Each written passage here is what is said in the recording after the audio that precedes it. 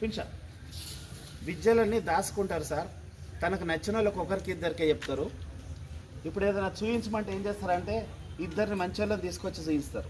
నేను అట్లా చేయలే. అందరూ అందులో ఉన్నాయి కదా, మాకు చేస్తారా కల్పించేయండి.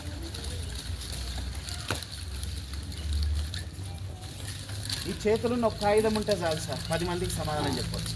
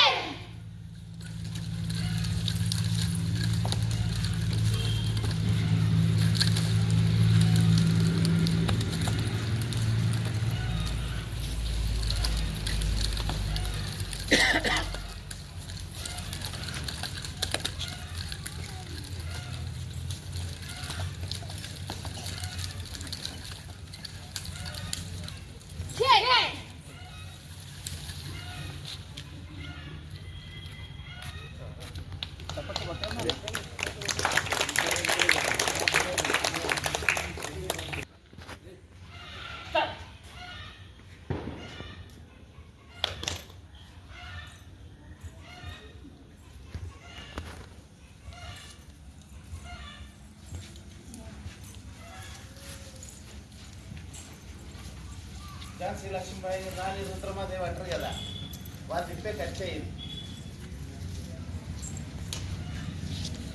కాకపోతే పిల్లలకు ఒరిజినల్ ఆయుధాలు ఇయ్యం.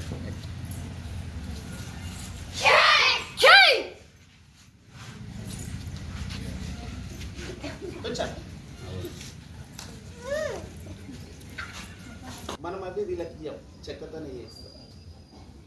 మినిమం కొనాలంటే 18,000 ఉంటుంది ఒకటి. కాబట్టి వీళ్ళకు కర్రతోనే ప్రాక్టీస్ చేయిస్తాం. కానీ ఆర్ట్ వస్తుంది, కానీ వెపన్స్ ఇయ్యమవుతుంది. అంటే ఆయుధాలు ఎప్పుడు చేతికి ఇయ్యం.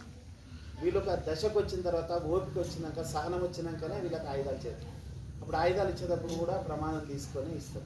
అంటే కరాటే చేయడం ఏంటంటే మందిని కొట్టడానికి కాదు, అంటే ఎవరిని పడితే వాడిని కొట్టడానికి కాదు. ఇది కొడితే తప్పించుకోవాలి, లేదా కొట్టిందాన్ని ఆపుకోవాలి. తర్వాత హెల్తీగా ఉండాలి, మనసు ప్రశాంతంగా ఉండాలి, తెలివిగా ఆలోచించాలి. ఏదైనా సమస్య వచ్చిందంటే అప్పటికప్పుడు పరిష్కారం చేయాలి. ఈ ఆత్మరక్షణ విద్య.